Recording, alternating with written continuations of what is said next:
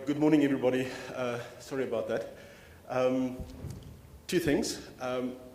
This topic that I'd like to deal with you and share with you this morning is exactly why I get up in the morning, especially on cold winter mornings and after a night where my power went off in our street.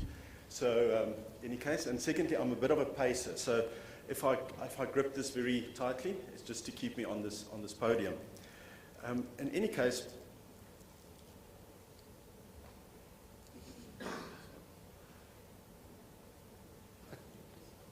Okay, manual.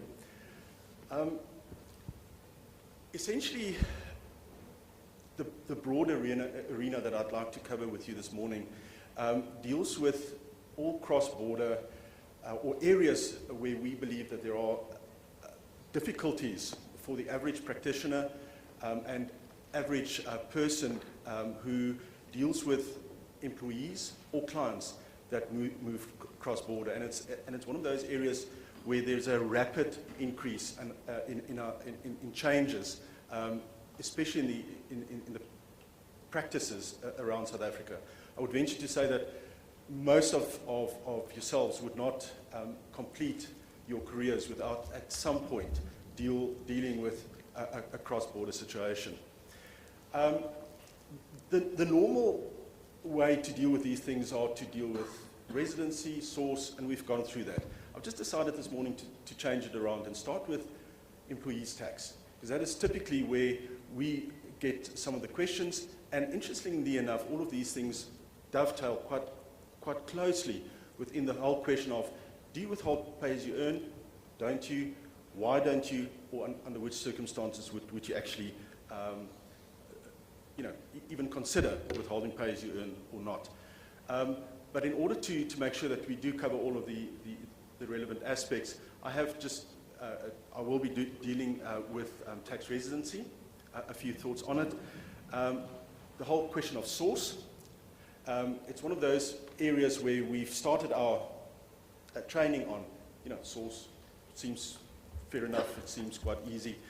But with these cross-border issues and the variances in payments and approaches, there are areas that one would need to re-look at principles, and some of these principles are quite old, and they might not be relevant or applicable to modern cross-border or mobile employees. And then lastly, I'll deal with a few areas around double tax treaties, and specifically an area that is quite close to my heart is the short-term business travelers that are becoming quite an interesting and a pain point to a number of organizations, especially for South African organizations moving into the rest of the African continent. So as to employees tax, the charging provision is what is fundamental in my view, and at least in Deloitte's view, to assess whether you need to withhold pay as you earn or not.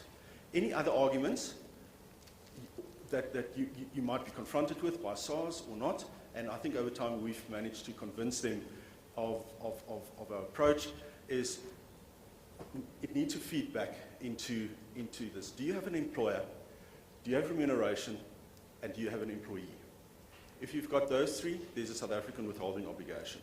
So in the first place, the withholding obligation lies on a resident employer or a resident representative employer.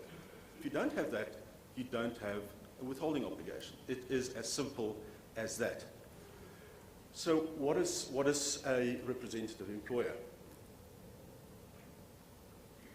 Essentially, the two aspects that are relevant and would be relevant to your lives would be public officer of a company, or in the last place, if you have a non-resident employer, it is the agent, a resident agent of that non-resident employer who pays or has an authority to pay remuneration. Okay, so how, in practice, how does that work? So you have a